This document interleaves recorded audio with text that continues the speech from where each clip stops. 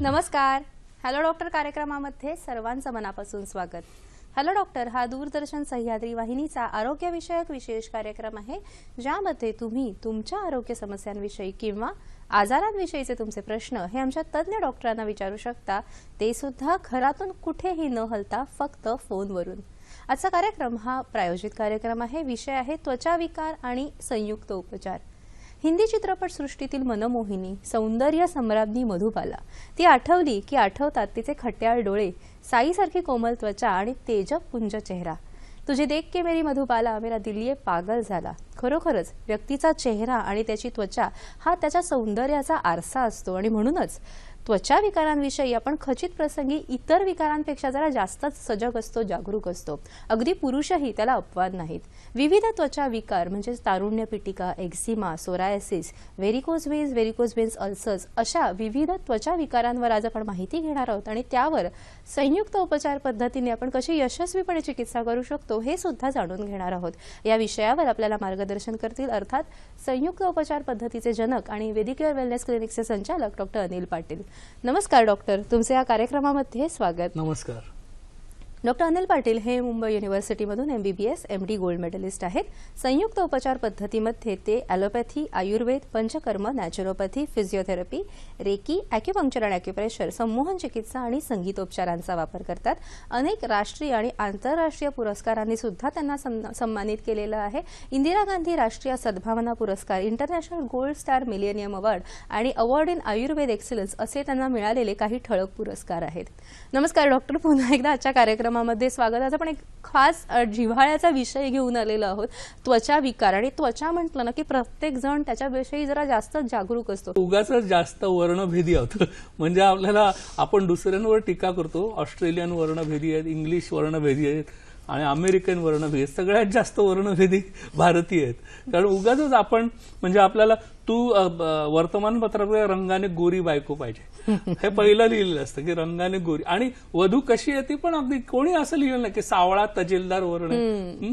आपले बघ ना कशाला एवढा वर्णभेदी असायला पाहिजे. सिंधू आणि आपली साक्षी दोघी अत्यंत म्हणजे सावळ्या वर्णाच्या आणि तजेलदार वर्णाच्या.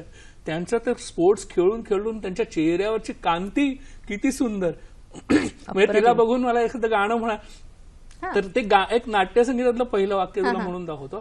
त्यात असं म्हणत, सुकांत चंद्रानना पातली भ्रूदनु सरसावुनी, सुकांत चंद्रानना पातली. यात पहिलं वाक्य काय बघ, सुकांत. असं म्हटलं नाही की गोरी. आपल्या हिंदी पिक्चर मधले काय गोरी तेरा गावा बडा प्यारा, सगळं गोरा सगळं गोऱ्याकडे ऑब्सेशन आहे. आपण मात्र नाट्यसंगीतात म्हणतात सुकांत म्हणजे काय की कांती चांगली असली पाहिजे. नुसता रंग नाही, रंग पांढरा फटफटीत. काय काय जणांचा म्हणजे आता मी फिनलंडला गेलो होतो किंवा वरच्या एकदमच्या देशात गेलो ना तर अक्षरशः त्या अल्बिने म्हणजे पांढऱ्या उंदरासारखी त्वचा असते. मग ती त्वचा गोरी असून काय उपयोग, ती घाणेरडी दिसते. म्हणजे त्याच्यापेक्षा आपले सावळे तजेलदार स्मिता पाटील बरी आमची, किंवा आमची रेखा वैजंतीमाला, या सगळ्या सावळ्या आहेत. पण ते एवढ्या तजेलदार आणि सुंदर हेमा मालिनी अजूनही सुंदर दिसते. तर माझं म्हणणं असं आहे की कांती, तर त्वचेची कांती कशी राखायला पाहिजे ह्याच्यापासून आपण सुरुवात करूया. निश्चितच. आणि आपण पहिलं बघूया की त्वचा नेमकी कशी असते, त्याची रचना कशी असते, ह्याच्यापासून आपण विषयाला सुरुवात करूया. काय सांगाल सर? हो, आपली पहिली स्लाइड आपण आणलेली आहे अॅनाटॉमी म्हणजे शरीर रचना. हा त्वचेचा छेद आहे, 3 डायमेन्शनल दाखवलाय मुद्दामून. त्यात 3 स्तर आहेत बघा, बाह्य स्तर, मध्यस्तर, अंतस्तर. आणि ह्याच्यामध्ये दिसतंय काय वेगवेगळे. आता हे इंग्लिशमध्ये लिहिलंय पण तो हेअर फॉलिकल किंवा जो केश आहे तो दाखवलेला आहे मुळासकट. त्याच्यानंतर घर्मग्रंथी किंवा घामाच्या जे स्वेद ग्रंथी ज्याला म्हणतात ते दाखवलंय. आणि सिबमच्या ज्या स्वेद ग्रंथी ज्या असतात सिबमच्या ग्रंथी त्या पण आहेत. आणि खाली चरबी आणि कनेक्टिव्ह टिश्यू दाखवली. तर त्याच्यामध्ये साधारण हे इपिडर्मिस, डर्मिस आणि हायपोडर्मिस असे 3 इंग्लिशमध्ये त्याला म्हणतात. जो संरक्षक बाह्यस्तर असतो, मध्ये स्वेदग्रंथी आणि केशबीजकोश मी दाखवलं तसं, आणि खाली मेद, चरबीच्या किंवा बाकीच्या जोड इतू किंवा कनेक्टिव्ह टिश्यू असते. इतर गोष्टी काय असतात? रक्तवाहिन्या, चरबी संबंधित ग्रंथी, स्वेदग्रंथी, इलास्टिन, केराटिन आणि रंगद्रव्य. म्हणजे त्वचेला रंग प्राप्त करून देणारं जे द्रव्य असतं त्याला आपण मेलॅनिन असं म्हणतो. आणि ते प्रत्येक माणसामध्ये कमी जास्त प्रमाणात असतं आणि ते रेशियल असतं, जेनेटिक किंवा अनुवंशिक असतं. किंवा जॉग्राफी ज्याला म्हणतात, की तुम्ही जसं ध्रुवीय प्रदेशात गेलात तर पांढरी फटफटीत त्वचा असेल आणि आफ्रिकेमध्ये गेलात तर तेच मेलॅनिन जास्त प्रमाणात असल्यामुळे जास्त. हाच एवढाच फरक असतो. त्याच्यामध्ये गोरं असणं म्हणजे निरोगी असणं असा भाग नाहीये. कांती फार महत्वाची आहे, मगाचपासून मी तुम्हाला सांगितलं. सर, त्वचेचे कार्य जाणून घेण्यापूर्वी आपल्याला एक प्रश्न आलेला आहे. राजेंद्र परदेशी प्रश्न विचारत आहेत नाशिकवरून. नमस्कार राजेंद्रजी, बोला. मॅडम, आम्ही नाशिकवरून बोलतोय, परदेशी राजेंद्र. माझी 13 वर्षाची मुलगी आहे आणि तिला कपाळावरती आणि चेहऱ्यावरती बारीक पुळे येतात. तर ते आम्ही एकदा डॉक्टरांकडे पण गेलो होतो, त्याचा काही पाहिजे तेवढा रिस्पॉन्स म्हणजे स्किनचा फायदा नाही झाला. परंतु मग ते जाण्यासाठी काय करावं लागेल सल्ला पाहिजे. बरं, त्यांनी डायग्नोसिस काय सांगितलं होता? त्यांनी ते साबण दिला होता, ऍक्निल आणि ॲलर्जिक ऍक्नेल दिलेला. ती 13 वर्षाची 13 वर्षाचीच आहे. हा, हॅलो. हो, हा, नाही, डायग्नोसिस ऍक्ने दिला होता का? म्हणजे पिंपल्स म्हणून सांगितलेलं? हा, पिंपल्स. बर, ठीक. आपला पहिलाच जो भाग आहे तो पिंपल्स आहे. तो मग आपण काय करूया सर, शरीर क्रियेच्या अनुषंगात त्याच्यानंतर पुढे आपण त्यांच्या प्रश्नाचं उत्तर ओघाने देऊच आपण परदेशीजी. तर साधारण त्वचेची कार्य कुठची कुठची येते बघा. विषाणू, विषारी द्रव्य पासून संरक्षण करणं, तापमानाचं नियंत्रण करणं, अल्ट्राव्हायोलेट रेज जे येतात त्याच्यामुळे त्याचं संरक्षण करणं, स्पर्श ग्रहण करणं, मलनिर्हरण म्हणजे शरीरातील विषारी द्रव्य आपण घामावाटे बाहेर टाकतो.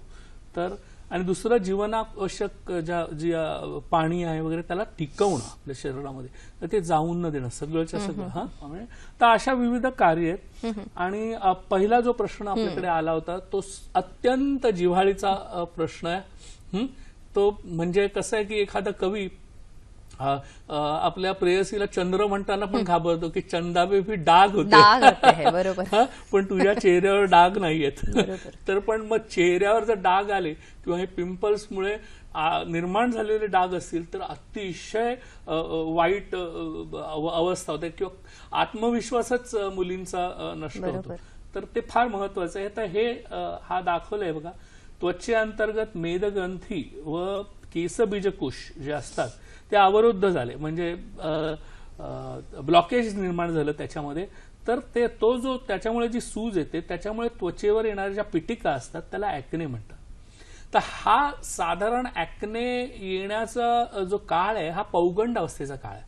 म्हणजे जास्त करून मुली जेव्हा एक 12 ते 16 वर्षाच्या मध्ये कधीतरी त्यांची पौगंड अवस्था चालू होते आणि नेमका त्याच वेळी त्यांना ऍक्ने वल्गॅरिस, म्हणजे ते जर नॉर्मली ऍक्ने सगळ्यांनाच थोड्या थोड्या प्रमाणात येतात, ज्यांची त्वचा तेलकट असते त्यांना जास्त प्रमाणात येतात. तर त्याला आपल्याला व्यवस्थित जर ट्रीटमेंट दिली तर त्या पूर्णपणे बऱ्या होऊ शकतात.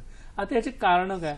तर अनुवंशिकता, आईला असेल तर तिला पण असेल, सीबम किंवा ऑइल तैलग्रंथी जास्त, जंतू संसर्ग, संप्रेरक जसं मी पौगंडावस्था सांगितली, औषधं खाल्ली स्टिरॉइड वगैरे, तर त्यात काळे डाग, तेलकटपणा, पुन्हा मोठ्या मोठ्या फोड येतात. तर साधारण आपण पाहतो की काय कशामुळे हे झालेलं आहे आणि त्या प्रकारे त्याची ट्रीटमेंट करू शकतो. तर महत्वाची गोष्ट काय आहे ह्याच्यामध्ये, समजा खूपच जास्त त्वचेत पू वगैरे झालेला असेल, म्हणजे त्या पिटिकांमध्ये पू असेल, तर मात्र आपल्याला कधी कधी प्रतिजैविके वापर करायला लागतात. पण प्रतिजैविकांचा वापर केला की थोडा वेळ तर बरं वाटतं आणि काही दिवसांनी परत ते येतात आणि पुन्हा पुन्हा प्रतिजैविके वापरली तर रेझिस्टन्स वाढतो आणि ते कधीच बऱ्या होत नाही. आणि काही जणांना ते फोडण्याची सवय असते, मग त्याचे काळपट डाग येतात. बरोबर. तर ह्याला आपल्याला प्रॉपर ट्रीटमेंट म्हणजे संपूर्ण पंचकर्म करून आधी शरीरात डिटॉक्सिफाय करणं, म्हणजे शुद्धीकरण करणं, त्याच्यानंतर काही आयुर्वेदिक प्रतिजैविकांची सुरुवात करणं, आहारामध्ये तेलकट पूर्णपणे कमीच करणं, दुधाचे पदार्थ देखील कमी करणं, जास्त करून फळं, भाज्या आणि पालेभाज्या ह्याच्यावर भर देणं आणि फळे, असं जर नॅचरोपॅथिक डाएट केलं, पंचकर्म केलं, तर ऍक्ने पूर्णपणे निघून जातात. म्हणजे आणि साफ संयुक्त होऊन जातात. उपचारामध्ये नॅचरोपॅथी आणि आयुर्वेद ह्या दोघांचा जर चांगला मिलाफ केला तर आपण ऍक्ने ह्या व्याधीवर निश्चित पूर्णपणे ताबा मिळवू शकतो. सर, आपल्याला दुसरा प्रश्न आलेला आहे. स्वप्नाली प्रश्न विचारतायत अहमदनगरवरून. नमस्कार स्वप्नाली ताई, बोला. हॅलो. हा, माझा सरांना प्रश्न आहे. सर, मला प्रेग्नन्सी मध्ये माझ्या चेहऱ्यावरती वांग आलेला आहे, तर तो वांग काढण्यासाठी मला काय करावं लागेल? ठीक आहे.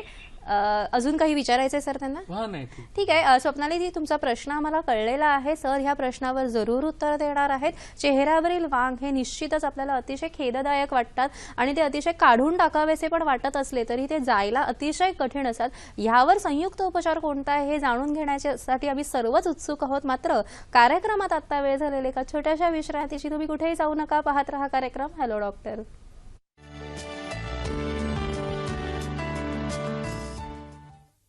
विश्रांतीनंतर सर्वांचं पुन्हा एकदा हॅलो डॉक्टर कार्यक्रमामध्ये स्वागत. आजचा कार्यक्रम हा प्रायोजित कार्यक्रम आहे. विषय आहे त्वचा विकार आणि संयुक्त उपचार आणि सहभागी आहेत डॉक्टर अनिल पाटील. आजच्या कार्यक्रमातील तज्ज्ञ डॉक्टर अनिल पाटील यांच्याशी थेट संपर्कासाठी त्यांचे दूरध्वनी क्रमांक आणि वेबसाईट आम्ही दुसऱ्या विश्रांतीनंतर आणि कार्यक्रमाच्या शेवटी दोन्ही वेळेला दाखवणार आहोत, याची आपण सर्वांनी नोंद ठेवावी. याशिवाय आपण सलग 3 दिवस खजूर या विषयावर माहिती घेत होतो. खजूर हा फक्त त्वचेसाठीच नाही तर केसांच्या आरोग्यासाठी सुद्धा अतिशय महत्त्वाचा आहे. हे तुम्हाला माहिती का? पंचखाद्य म्हणजे 5 ख असलेले पदार्थ म्हणजे खारीक, खोबरं, खजूर, खसखस आणि खडीसाखर हे जर आपण समप्रमाणात दररोज घेतलं तर केसांची घनदाट वाढ होते, हे निश्चित आहे. सर, ब्रेकमध्ये जाण्यापूर्वी आपल्याला स्वप्नाली यांचा प्रश्न होता की त्यांना प्रेग्नन्सी नंतर चेहऱ्यावर वांग आलेले आहेत, काय मार्गदर्शन कराल? काय होतं प्रेग्नन्सीमध्ये आणि दुसरं मेनोपॉजमध्ये, या दोन्ही वेळी इतके हॉर्मोनल चेंजेस होतात शरीरामध्ये. ते हॉर्मोनल चेंजेस दर्शवले जातात चेहऱ्यावर. कधी कधी क्लोएझमा किंवा हे वांग चेहऱ्यावरचे असे लालसर ठिपके असतात किंवा काळसर असतात काही ठिकाणी. आणि कधी कधी पिगमेंटेशन, हायपर पिगमेंटेशन, जास्त प्रमाणात काळे डाग दिसतात, बटरफ्लाय शेप. तर ह्याच्यामध्ये एकदा त्यांचं ब्रेस्ट फिडिंगचा टाइम संपला, म्हणजे एकदा मूल मोठं झालं थोडं, का संपूर्ण पंचकर्म करून घ्यावं. त्याच्यानंतर काही दिवस उन्हात जाणं टाळावं. आणि तिसरी गोष्ट म्हणजे काही मंजिष्ठासारखी जी काही औषधं असतात ते काही 1-1.5 वर्ष कंटिन्युअस घ्यावी लागतात. तिसरी गोष्ट योगासन प्राणायामामध्ये अनुलोम विलोम प्राणायाम जो हार्मोनल बॅलन्सचा प्राणायाम आहे तो रेग्युलरली त्यांनी केला. कपालभाती क्रिया केली. अशा 3-4 गोष्टी जर केल्या तर निश्चितच हे वांग कमी होऊ शकतं. म्हणजे हे जायला जरी वेळ लागत असला, थोडंसं चिरकालीन असलं तरी जाणार हे निश्चित, हे मात्र आहे. सर, आपण जेव्हा लहान मुलांमधील म्हणजे प्युबर्टल एजमध्ये तारुण्य पिटिकांविषयी बघितलं, तसंच लहान वयामध्ये अटोपिक डर्मॅटायटिस सारखे सुद्धा अनेक त्वचा विकार होत असतात, अतिशय त्रासदायक सुद्धा असतात आणि चिरकालीन सुद्धा असतात. ह्यावर संयुक्त उपचार आहे का? आपल्याला काही अँटी ॲलर्जिक आहेत आपल्या आयुर्वेदामध्ये. ती म्हणजे ती जर आपण वापरली, ॲक्युपंक्चर वापरलं मुख्य म्हणजे, ह्याच्यामध्ये ॲक्युपंक्चर फार उपयोगी पडू शकतं. तर ॲक्युपंक्चर आणि ह्याचं कॉम्बिनेशन जर आपण केलं तर अटोपिक डर्मॅटायटिसचे सारखे डिफिकल्ट जे आजार आहेत हे सुद्धा बरे होऊ शकतात. सो याविषयी म्हणजे क्रॉनिक डर्मॅटायटिस विषयी तुम्ही अजून काय सांगाल? आता क्रॉनिक डर्मॅटायटिस हे खूप मोठी टर्म झाली. आता हे वेगवेगळे त्याच्यात कारण असतात. जसं तू एक अटोपिक बोललीस, तसंच एक जीर्ण व्याधी समुच्चय की ज्याच्यामुळे त्वचेला सूज येते, खाज येते आणि आरक्तवर्णता म्हणजे लालसर होते, लालसर चट्टे पडतात त्याच्यावर. तर ह्याच्यात आणखीन हा अटोपिक डर्मॅटायटिस तू मगासपासून विचार तर की अनुवंशिक कारणामुळे होणारी खाज असं म्हणतात त्याला. कॉन्टॅक्ट डर्मॅटायटिस किंवा ॲलर्जिक किंवा शोभक म्हणजे काही जणांना रबराची ॲलर्जी असते. सर, हा कॉन्टॅक्ट डर्मॅटायटिस सुद्धा एक महत्वाचा व्याधी आहे, ह्याच्यावर आपण विस्तृत चर्चा करूया. पण आपल्याला प्रश्न आलेला आहे. स्वप्नील प्रश्न विचारतायत वर्ध्यावरून. नमस्कार. नमस्कार सर, माझं नाव स्वप्नील जंगीटर, मी वर्धेवरून बोलतो सर. बोला ना, बोला. माझ्या चेहऱ्याला सर छोटे छोटे असे डाग येतात सर, व्हाईट पॅचेस. तर बर मी पहिले एका डॉक्टरांकडे गेलो, त्यांनी मला औषधी दिली. तर ते काही दिवसांनी मी बंद केली लावून, पुन्हा मला लगेच पुन्हा ते डाग यायला लागले. नंतर मी पुन्हा दुसऱ्या पण डॉक्टरांकडे औषधी दिली होती तर त्यांनी काय झालं होतं हे सांगितलं? त्यांनी असं ऍक्सेस काही नाही सांगितलं. मी म्हंटल आमच्याकडे मिठाचं पाणी आहे, थोडं खारट पाणी आहे, त्यामुळे होतं का? तर त्यांनी ऍक्सेस असं मला काही आन्सर नाही. ते म्हटले कमी होऊन जाईल. पण बर. क्रीम बंद केली तर लगेच पुन्हा चालू झाले. मग मी पुन्हा दुसरे स्किन स्पेशालिस्ट आहे त्यांच्याकडे गेलो. त्यांनी सुद्धा मला एक क्रीम दिली, चोळून लावायला सांगितली. मी नाव सांगू का सर तुम्हाला त्याचं? हा एक TACROTOR असं एक क्रीमचं नाव आहे सर. टॅक्रोटर. टॅक्रोटर आणि डोक्सल LB ही टॅबलेट दिली सर. त्यांनी 2 टाइम घ्यायला लावली मला 7 दिवस. पण तरी ते डाग कमी व्हायला नाही, ते पुन्हा यायला लागले. क्रीम रोज लावतो मी, पण ते कंटिन्यू येतच आहे. पण तरी तसं आहेच. हे बघा, त्वचेवर जेव्हा काही डाग अशा प्रकारचे निर्माण होतात ते 2-3 प्रकार त्याच्यामध्ये असतात. ह्याच्यामध्ये जसं एक व्हिटॅमिन डेफिशियन्सी हा एक प्रकार असतो की ज्याच्यामुळे होऊ शकतं डर्मॅटायटिस. जसं निकोटिनामाइड डेफिशियन्सी आहे किंवा व्हिटॅमिन ए ची डेफिशियन्सी, ह्याच्यामुळे पण केराटायटिस होतो. हा एक प्रकार आहे. दुसरा प्रकार असा आहे की फंगल इन्फेक्शन असू शकतं. हे पांढरं पांढरं जे दिसतं, टीनिया व्हर्सिक्युलर नावाचा एक रोग आहे. तो फंगल इन्फेक्शन जर असेल त्या टाईपचं तर त्या अनुसार आपल्याला ट्रीटमेंट करावी लागते. कधी कधी व्हिटॅमिन ई सुद्धा उपयोगी ह्याच्यामध्ये पडू शकतं आपण जर ओरली दिलं.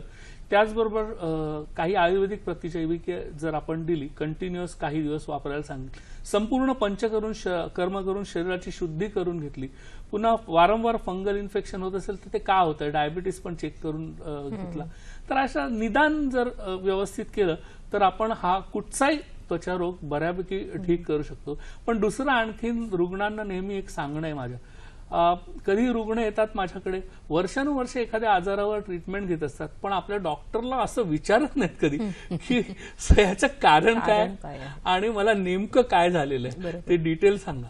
निश्चित. आणि सर, आपण जेव्हा पांढरे डाग हा विषय येतो तेव्हा आपण विटिलिगो किंवा श्वेतकुष्ठ ह्याच्याकडे नकळतपणे आपण आपल्याला ते निदान आहे का किंवा आपण त्याविषयी साशंक असतो, तर ह्याविषयी सुद्धा आपण पुढे बोलणार आहोत. पण आपण जेव्हा कॉन्टॅक्ट डर्मॅटायटिस हा विषय काढला, अनेक लोकांना अनेक प्रकारच्या ॲलर्जीज असतात आणि अनेक प्रकारच्या ॲलर्जीज ह्याच्यामुळे होणारे जे त्वचेचे क्षोभ आहेत, काय ह्याच्यावर उपाय असू शकतो?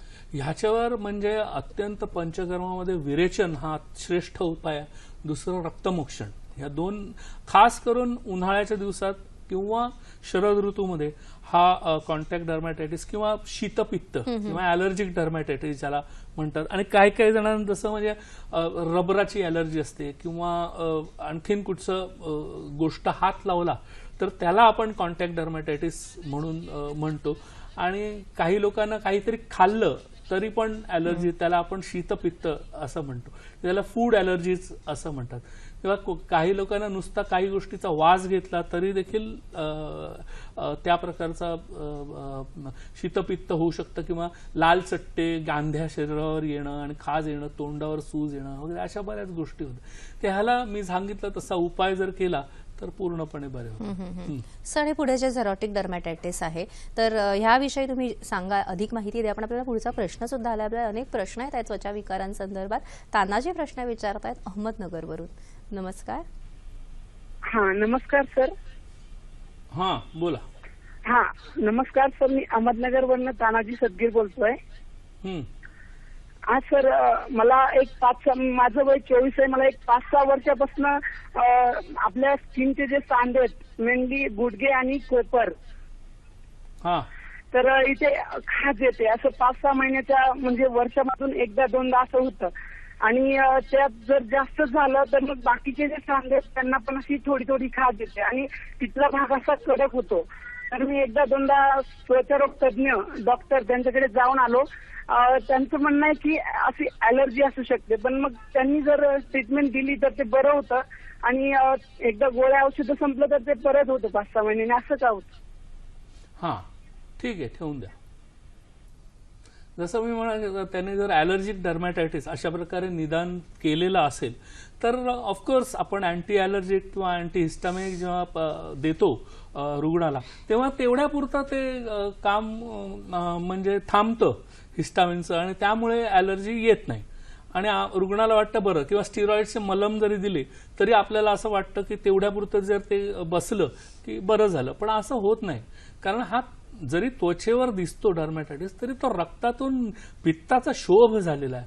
तर पित्त संपूर्ण शरीरातून विरेचन आणि रक्तमोक्षणाने बाहेर काढल्याशिवाय तुम्हाला काय त्याच्यात तरणोपाय नाही, त्याच्यातनं तुम्ही बरे नाही होणार.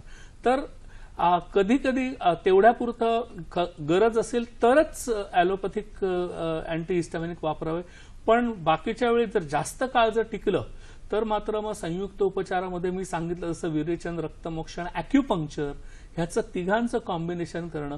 पुन्हा ज्या कारणामुळे आपलं जेवण पण बघायला लागेल की आपल्याला फूड ॲलर्जिक आहे की एखादा गोष्ट अंड खाल्ल्यामुळे होते का, किंवा कोळंबी खाल्ल्यामुळे होते का, किंवा अजून काही तूर डाळ खाल्ल्यामुळे होते, खेकडा खाल्ल्यामुळे, खेकडा, तर ह्याचं कसली ॲलर्जी आहे का आपल्याला हे पाहायला लागतं. ते पाहिल्यानंतर तुम्हाला आणखीन कळेल. त्यासाठी ऑब्झर्वेशन करायला लागेल थोडंसं. आणि कधी कधी काही लोकांना कॉन्स्टिपेशन, बद्धकोष्ठामुळे सुद्धा हे कंड निर्माण होण्याची शक्यता असते. आणि बद्धकोष्ठतेमध्ये महत्वाचं म्हणजे जे वार्धक्यामुळे येणारी बद्धकोष्ठता असते त्यांच्यामध्ये विशेष करून आपण ड्राय स्किन म्हणजे अगदी वृक्ष त्वचा झालेली असते आणि प्रचंड त्या त्वचेला खाज येत असतो, तर हा पण एक डर्मॅटायटिसचा प्रकार आहे का? हो, त्याला आपण बेसिकली कसं आहे की आयुर्वेद ॲलोपॅथी विचार करताना खूप एक फिजिकल बाह्य विचार करते किंवा एकदम केमिकल लेवलवर करते. पण आयुर्वेद जेव्हा विचार करतो तेव्हा आपण संपूर्ण विचार करतो की इम्बॅलन्स कुठे झालाय. तर आपण हे बघितलं की हा स्निग्धता कमी झालेली आहे चेहऱ्यात, तर स्निग्धता वाढवणे हा सर्वात मोठा उपाय आहे. आपण मग त्यांचं जसं खोबऱ्याचे गुण सांगितलेस त्यांना आपण सांगू शकतो आपण की खोबऱ्याचं प्रमाण, ओल्या खोबऱ्याचं प्रमाण आपण वाढवू शकतो. तुपाचं, दुधाचे पदार्थ किंवा तेलाचे पदार्थ ह्याचं प्रमाण आपण स्निग्ध पदार्थ त्यांचं वाढवू शकतो. पण त्याच्यामुळे आणि मर्दन, बाह्य तिळाचं तेलाचा अभ्यंग हे फार फार महत्वाचं आहे, त्याचा खूप फायदा होतो. किंवा आपल्याला जसं व्हिटॅमिन ए ची किंवा कुठली आणखीन निकोटिनामाइडची डेफिशियन्सी असेल तर आपल्याला ते प्रोव्हाइड सप्लिमेंट्स द्यावे लागतात, तर त्याने बरं होईल. सर, आणि सिबोरिक डर्मॅटायटिस काय सांगाल?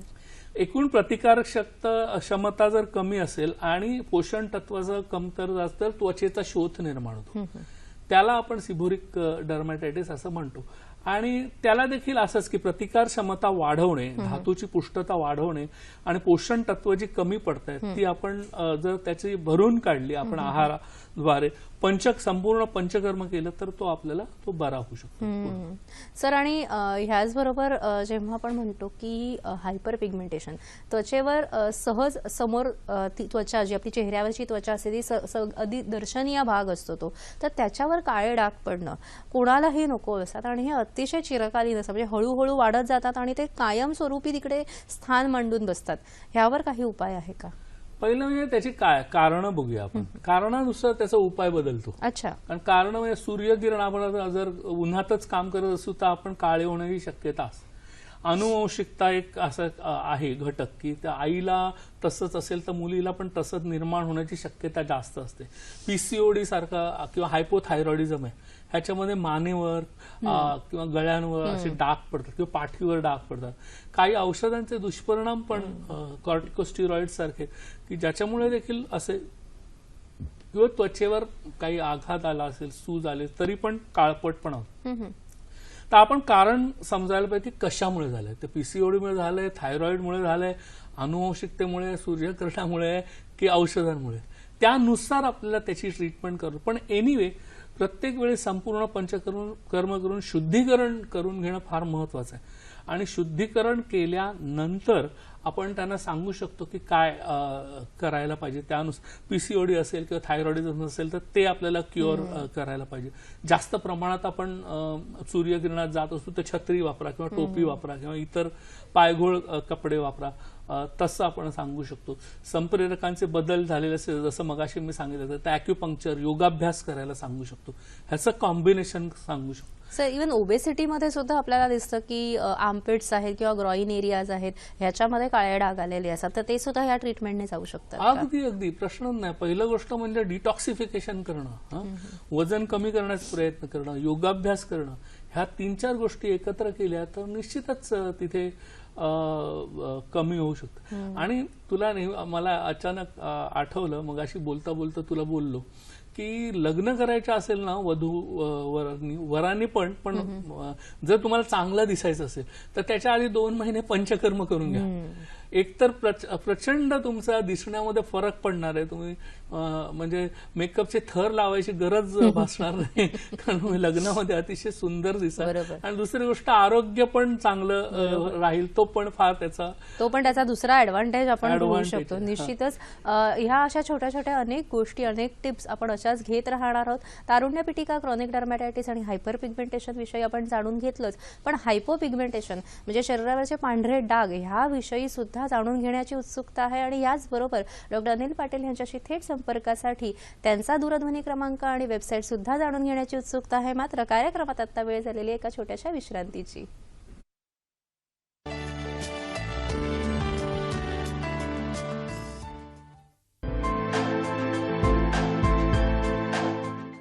आता ही समोर आपण जी वनस्पती बघतोय ती मुळा नावाची वनस्पती आहे. याला मुली असं सुद्धा हिंदीमध्ये म्हणतात.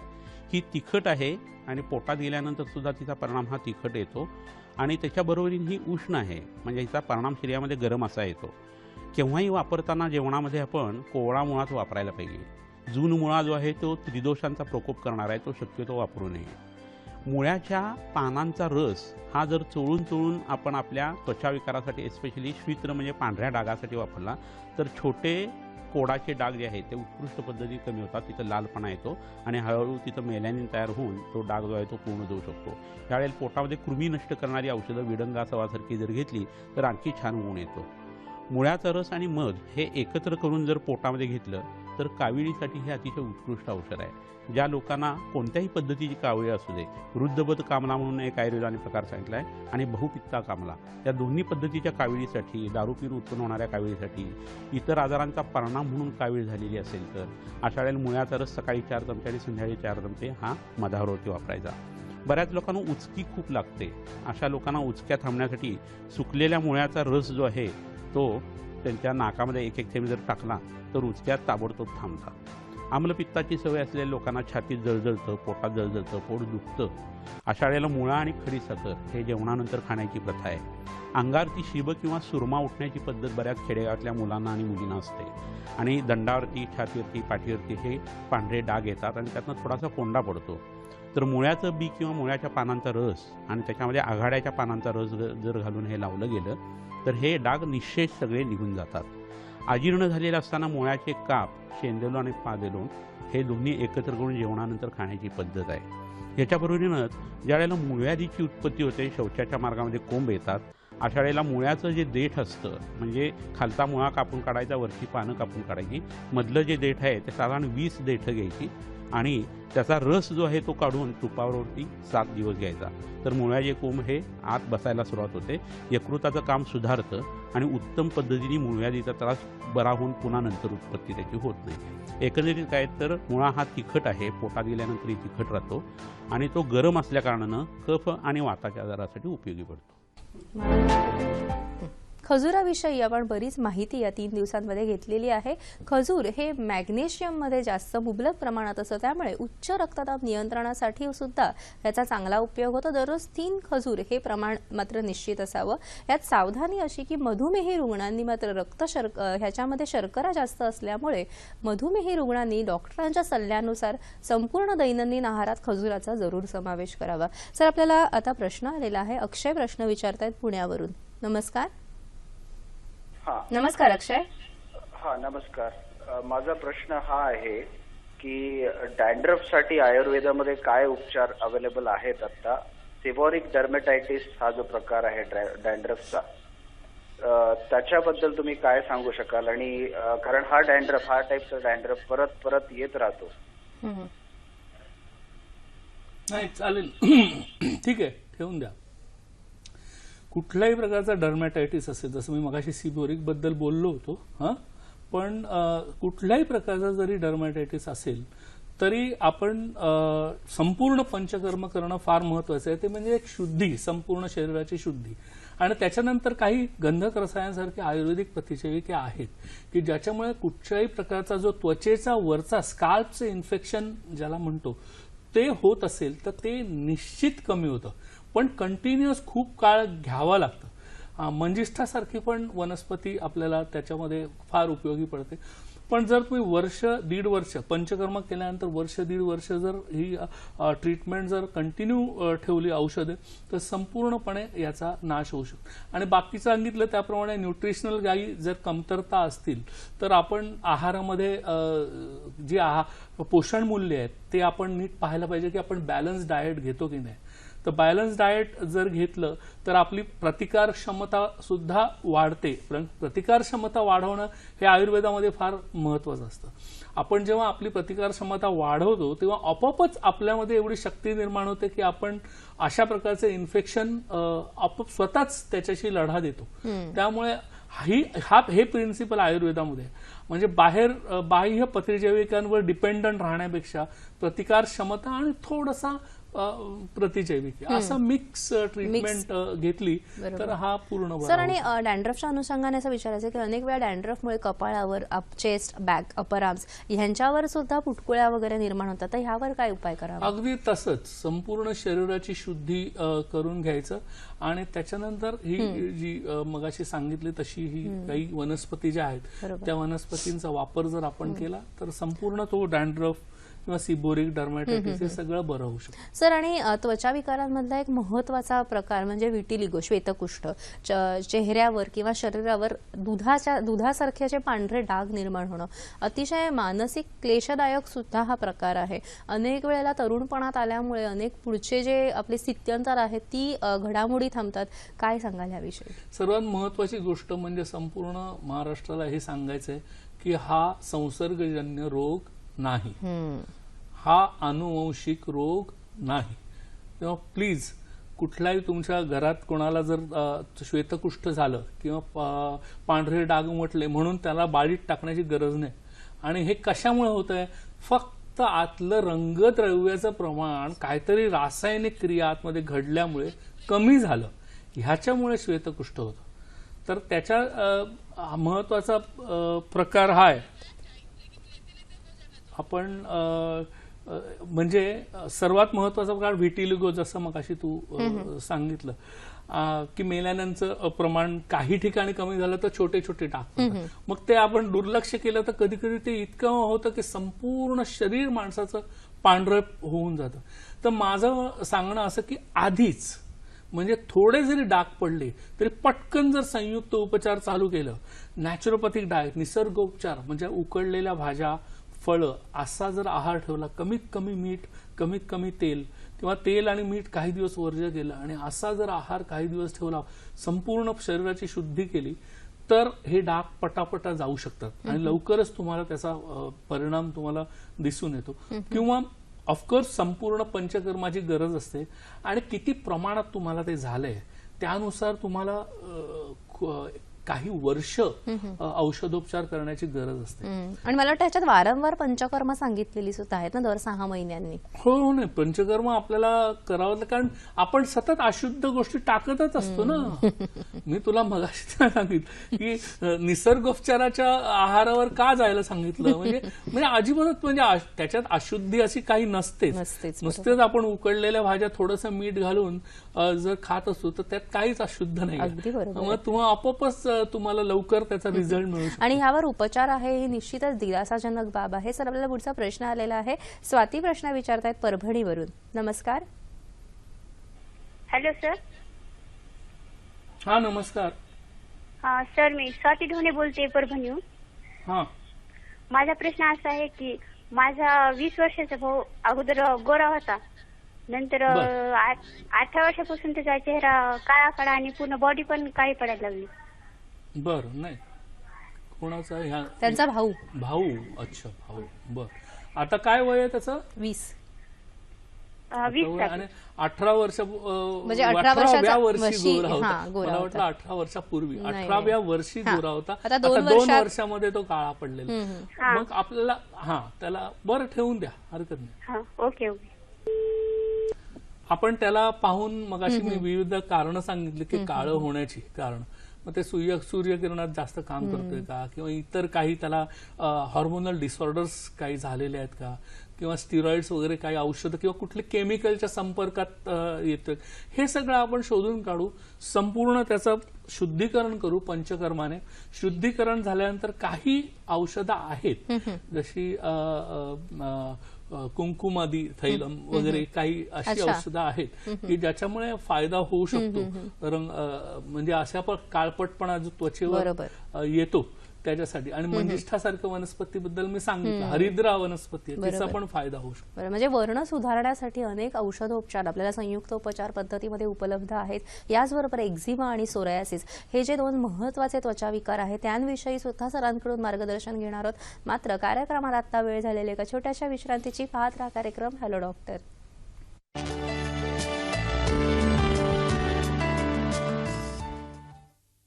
सर, आपल्याला पुढे चर्चा करायचीच आहे त्वचा विकारांबद्दल, पण आपल्याला रवींद्र कुडाळकर प्रश्न विचारतायत पुण्यावरून. नमस्कार. हॅलो. नमस्कार, बोला. माझे 3 प्रश्न आहेत. मी रवींद्र कुडाळकर पुण्याहून बोलतोय.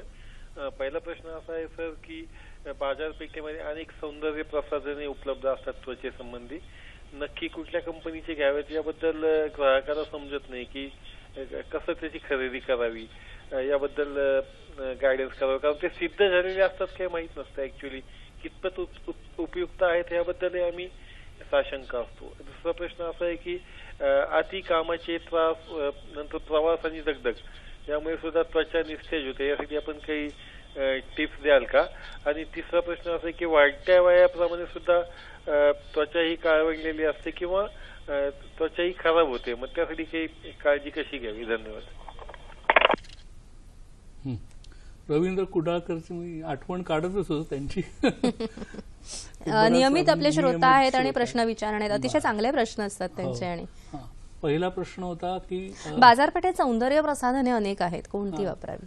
नाही, डॉक्टरच्या सल्ल्यानुसार वापरावेत. मी असं आणि सौंदर्य प्रसाधनं एक महत्वाचं आहे की एक्सपायरी डेट त्यांची अनेक वेळेला अनेक वर्ष उगाच ती सौंदर्य प्रसाधनं सुद्धा वापरली जातात, तर त्याविषयी सुद्धा आपण सजग राहिलं पाहिजे ना सर. तुम्हाला प्रॉब्लेम काय झालाय हे पहिलं डॉक्टरांकडे जाऊन सांगा आणि त्यानुसार ते जे सल्ला देतील त्याप्रमाणे ते पाहतील काय करायचं. आणि सर, दुसरं त्वचा निस्तेज होते, अति काम, प्रवास, दगदग, काय मार्गदर्शन? आता अर्थातच जसं मगाशी सांगितलं की संपूर्ण पंचकर्म करून घेणं फार महत्वाचं. डिटॉक्सिफिकेशन, हे त्वचा ही बाहेरनं खराब दिसते पण प्रॉब्लेम आतमध्ये असतो. रक्तातली अशुद्धी किंवा हे जे वातपित्त कफाचा जी दुष्टी झालेली असते त्याच्यामुळे होतं. त्यामुळे संपूर्ण पंचकर्म आणि आहारामध्ये आपल्याला कुठे कमी नाही ना पडत. व्हिटॅमिन ए, व्हिटॅमिन ई हे कमी नाही ना पडत, एवढं बघावं. निश्चित. आणि तिसरा प्रश्न त्यांचा त्वचेवरील डागांविषयी होता, पण आपण त्याच्याविषयी सविस्तर माहिती अधिक दिलेलीच आहे. त्यामुळे आपण पुढच्या विषयाकडे जाऊया. एक्झिमा हा एक महत्वाचा आणि अतिशय चिरकालीन असा त्वचा विकार आहे. अतिशय त्रस्त झालेले असतात रुग्ण, काय सांगाल त्यांना? एक्झिमा म्हणजे त्वचावर असे लालसर काळसर चट्टे पडतात, तर त्याला कारण असं नक्की सापडलेलं नाहीये. त्याच्यामुळे त्याला उपाय देखील असे नुसते वरवरचे केले जातात आणि वर्षानुवर्ष लोक त्रस्त राहतात. एक्झाम, खाज येते, काळपट होते त्वचा. 2 प्रकार असतात, म्हणजे ओला आणि सुका. सुक्यामध्ये म्हणजे ओल्यामध्ये त्याला पाणी सुटतं किंवा ओला, आणि सुक्यामध्ये त्याला ड्राय लिजन्स असतात असं आपण म्हणू शकतो. आता ह्याला कारणं जरी अशी दिलेली आहेत की त्वचेस ॲलर्जी होईल असं वातावरणातलं द्रव्य किंवा वातावरणातील बदल, पण हे ठोस असं कारण सांगता येत नाही. त्याच्यात लक्षणं अशी दाखवली की वृक्षता, खपल्या, लालसरपणा वगैरे वगैरे होतं. तर ॲलर्जी असलेला आहार टाळणे, वृक्षता कमी करणारी मलमे वापरली जातात, स्टिरॉइड क्रीम्स काही दिले जातात ॲलोपॅथीमध्ये. पण आपल्या संयुक्त उपचारामध्ये मात्र आपण संपूर्ण पंचकर्म करून शुद्धी करून घेतो. आणि जलौकाचरण हा एक अत्यंत चांगला उपाय आपण एक्झिमासाठी देऊ शकतो. म्हणजे ह्या ज्या जळवा असतात त्या लिजनवर जर आपण काही दिवसाच्या अंतराने आपण जर लावले तर तिकडचं जे केमिकल इम्बॅलन्स जे खराब झालेलं असतं सगळं आतमध्ये, तो खराब झालेलं जे रक्त असतं ते शोषून घेतलं जातं जळवांकडून. आणि शोषून घेतल्यावर आपोआप लगेच काही दिवसामध्ये त्या त्वचेच्या रंगामध्ये फरक दिसायला लागतो. त्याचबरोबर काही वनस्पतींचा वापर आपण त्याच्याबरोबर करू शकतो. तर ह्या तिन्ही गोष्टी जेव्हा एकत्र आपण करतो ॲक्युपंक्चर सहित, आता ॲक्युपंक्चरमुळे खाज सुद्धा कमी होऊ शकते आणि शोथहारक किंवा खाज कमी करणारी काही आयुर्वेदिक मलम देखील गंधकयुक्त मलम देखील असतात, तर त्याचा देखील वापर आपण करू शकतो. तर हे कॉम्बिनेशन केल्यानंतर एक्झिमा पूर्णपणे जाऊ शकतो. किंवा न घाबरता एक एक्झिमाची ट्रीटमेंट 1-2 वर्ष कंटिन्युअस जर घेतली तर अगदी त्वचेवरचे ते डाग सुद्धा जाऊ शकतात. सर, आणि ह्याचबरोबर अतिशय महत्त्वाचा दुसरा व्याधी म्हणजे सोरायसिस. प्रचंड त्रासदायक आणि प्रचंड चिरकालीन असा हा, अगदी सोरायटिक आर्थ्रोपॅथी पर्यंत जाऊन धडकतो हा त्वचा विकार. काय सांगाल? हो, त्याचे कॉम्प्लिकेशन्स फार इम्पॉर्टंट आहे. सोरायटिक आर्थरायटिस असं. तर हा एक असंसर्गजन्य विकार आहे, हा पण सांगावंच, कारण अख्ख्या शरीराला तो झालेला बघून आपल्याला इतकी भीती वाटते की आपल्याला वाटतं त्याला झालाय म्हणजे घरात कोणाला अजून त्याला हात लावून होणार नाही ना. अजिबात नाही, तसा तो रोगच नाहीये संसर्गजन्य की तो होईल. आणि तो मुख्य म्हणजे त्वचेवर दिसला असला तरी पण तो त्वचा रोग आम्ही म्हणत नाही. मी म्हणतो त्यात पण रक्तदुष्टीच आहे. अच्छा. हा, रक्तामध्ये जो दोष, आता ह्याच्यात पण लिहिलंय डेफिनेशन मध्ये की असंसर्गजन्य विकार ज्याच्यामध्ये लिम्फोसाइटमुळे शोध करणारे केमिकल्स रवले जातात आणि त्याच्यामुळे त्वचेवर जास्त प्रमाणात खपल्यावर रुक्षता येते. तर ह्याच्यात पण 2 प्रकार आहेत, ड्राय सोरायसिस आणि वेट सोरायसिस. तर ह्यात कारणं काय काय दिली आहेत? तसंच की जनुकीय बदल काही झालेत, वातावरणातील बदल झाले, रोगप्रतिकारक क्षमता कमी आहे किंवा अनुवंशिकता. पण मी ह्याच्या पलीकडे पण जाऊन सांगतो की सोरायसिस हा एक मनोशारीरिक विकार आहे आणि मानसिक ताण वाढला. आणि एक्झिमा सुद्धा, एक्झिमाबद्दल तो भाग मी सांगितला नाही. एक्झिमा आणि सोरायसिस हे दोन्ही मनोशारीरिक विकार आहेत. तर जोपर्यंत आपण मानसिक शांती पूर्णपणे मिळवत नाही तोपर्यंत ते पूर्ण बरे होत नाही. तर त्याची लक्षणं इथे लिहिलेली आहेत. लालसर खपल्या येणं किंवा समजा त्वचेची खपली जी आपण काढली तर रक्त येतं तिथे, ज्वर होतो, थंडी वाजते, डोक्यात कोंडा होतो, कधी कधी डोक्यात म्हणजे कधी कधी कसं केसांमध्ये पण सोरायसिस होतो, कानाच्या मागे होतो. पामर अँड प्लांटर सोरायसिस म्हणजे हाताच्या तळव्यांना होतं किंवा पायाच्या तळव्यांना होतं. आणि कधी कधी गुडघ्यालाच तो सांध्यांनाच सोरायसिस होतो, कोपराला आणि गुडघ्याला, असं वेगवेगळ्या ठिकाणी तुम्हाला सोरायसिसची लक्षणं दिसून येतात. तर ते आपण तपासणी केली तर आपल्याला समजतं की हा सोरायसिस आहे. त्याला तात्पुरती औषधं ॲलोपॅथीमध्ये स्टिरॉइडची औषधं किंवा दिली जातात, पण ते तो काय उपाय नाही त्याच्यावर. सोरायसिस जर तुम्हाला पूर्ण बरा करायचा असेल तर तिन्ही अंग बघायला लागतात की मानसिक, शारीरिक आणि आध्यात्मिक तिन्ही स्तरावर त्याला चिकित्सा करायला लागते. शारीरिक स्तरावर संपूर्ण पंचकर्म करून शरीर शुद्धी केली जाते. त्याच्यानंतर ॲक्युपंक्चर आणि काही आयुर्वेदिक औषधं दिली जातात की ज्याच्यामुळे ह्या ज्या लिजन्स आहेत खाज कमी होते आणि हे जे पाणी सुटत असतं ते पाणी सुकतं म्हणजे कमी होतं आणि हळूहळू हळूहळू करून हे जे खपल्या धरत असतात किंवा रव्यासारखं हे स्किन त्वचा पडत असते तर हे सगळी लक्षणं हळूहळू कमी व्हायला लागतात. आणि जरी असं वाटलं की 2-3 महिन्यात चांगला फरक पडतोय तरी मला असं वाटतं की सोरायसिसच्या रुग्णांनी कमीत कमी 3 वर्ष तरी औषधं, आयुर्वेदिक औषधं सोडू नयेत आणि पथ्य जी मी पुढे सांगतोय ती पथ्य व्यवस्थित जर पाळली तर आपल्याला सोरायसिस बरा करता येईल. आजचा कार्यक्रम तुम्हाला कसा वाटला हे जाणून घेण्याची सुद्धा आम्हाला उत्सुकता आहे. याशिवाय ज्या डॉक्टर्सना आमच्या कार्यक्रमात प्रायोजित कार्यक्रम करायचा असेल त्यांनी आम्हाला जरूर संपर्क साधावा. आमचा पत्ता आहे निर्माती हॅलो डॉक्टर, दूरदर्शन केंद्र, Worli, Mumbai 400030. Email hello.ddkmumbai@gmail.com, facebook.com/gdsahyadrain वर तुम्ही कॉमेंट्स पाठवू शकता. याशिवाय youtube.com/user/gdsahyadrain सह्याद्रीवर तुमचे कॉमेंट्स तुम्ही तुमचा हा कार्यक्रम पुन्हा बघू शकता. थोडक्यात जाता जाता व्हेरिकोज वेज हा जो शस्त्रक्रियेने उपचार करणारा व्याधी आहे त्याच्यावर विना शस्त्रक्रिया औषधोपचार काही आहेत का विचारूया त्यांना. काय होतं, आपण हा विषय का घेतला की व्हेरिकोज वेन्समुळे रक्त खाली साकळून राहतं आणि त्याच्यामुळे काळपट डाग पडतात खाली आणि त्याच्यामुळे खाज येऊ शकतं, अल्सर होऊ शकतो. तर हे जर बरं करायचं असेल आपल्याला तर शस्त्रक्रियेचा उपाय सुचवला जातो, पण आपण शस्त्रक्रिया करण्यापेक्षा आपण जर विरेचन घेतलं, रक्तमोक्षण केलं आणि काही पथ्य पाळली तर व्हेरिकोज वेन पूर्णपणे बरं होऊ शकतं. त्वचा विकार हा समुद्राप्रमाणे विशाल असा विषय आहे, तरी आपण अनेक विषयांचा ह्याच्यात समावेश केला. तरी जाता जाता अनेक विषय आपले थोडक्यात सांगायचे. मला तुम्हाला प्रश्न विचारायचा आहे. थोडक्यात सर उत्तर द्या. रजोनिवृत्ती म्हणजे मेनोपॉजमध्ये चेहऱ्यावर काळे डाग काय येतात? ते हॉर्मोनल इम्बॅलन्समुळे येतात. मग त्याच्यावर उपाय? त्याच्यावर उपाय संपूर्ण पंचकर्म व योगाभ्यास. मग चेहऱ्याच्या संरक्षणासाठी दररोज सनस्क्रीन वापरावे का? मला असं वाटतं केमिकल युक्त असेल तर न वापरावे. श्वेतकुष्ठ म्हणजे विटिलिगो यावर संपूर्ण शरीर शुद्धी पंचकर्म उपाय होऊ शकतो का? हो, नक्कीच होऊ शकतो. व्हेरिकोज वेन्स हा विना शस्त्रक्रिया औषधोपचार होऊ शकतो का? नक्कीच होऊ शकतो. आणि सोरायसिस हा औषधोपचाराने पूर्णपणे बरा होऊ शकतो? पूर्णपणे बरा होऊ शकतो. निश्चितच. त्वचा विकारांवर सर तुम्ही इतकी छान माहिती दिली. जाता जाता आमच्या दर्शकांना काय संदेश द्याल? मला असं वाटतं की जरा जरी त्वचा विकार जेव्हा होतो तेव्हा नुसतंच मल्म लावून त्याच्यावर वरच्यावर असे उपाय करण्यापेक्षा संयुक्त उपचार पद्धतींच्या तज्ज्ञाकडून नीट तपासणी करून घेऊन सर तुम्ही शुद्धीकरण करून घेतलं आणि आहारामध्ये जर तुम्ही बदल करून घेतला आहारात तर निश्चितच संपूर्ण तो त्वचा विकार बरा होऊ शकतो आणि मग तुम्हाला त्याच्या पुढे काही करण्याची गरज नसते. त्वचा हा शरीराचा कणखर पण अतिशय नाजूक असा अवयव. आयुर्वेदामध्ये त्वचेची उत्पत्ती सांगताना सांगितले की दुधावर जशी साय येते तशी ही शरीरावरची माय म्हणजेच त्वचा असते. दररोज ऊन, पाऊस, वारा, वादळ, प्रदूषण ह्यांना सामोरी जाणारी ही त्वचा जर आपण नित्य अभ्यंग केलं, कडुनिंबाच्या पानांनी स्नान केलं आणि दररोज हळदीचा समावेश जर आपल्या आहारात केला तर निश्चितच आपण ही त्वचा निरोगी ठेवू शकू. आज विविध त्वचा विकारांवर आपण माहिती घेतली. क्रॉनिक एक्झिमा, सोरायसिस सारखे विशाल जे व्याधी आहेत, अतिशय चिरकालीन व्याधी आहेत. व्हेरिकोज वेन्स हा विना शस्त्रक्रिया बरा होऊ शकतो असा कॉन्फिडन्स आपल्यामध्ये निर्माण केला. सर एवढी छान माहिती दिली त्यासाठी दूरदर्शन हॅलो डॉक्टर तर्फे तुमचे मनपूर्वक आभार. धन्यवाद.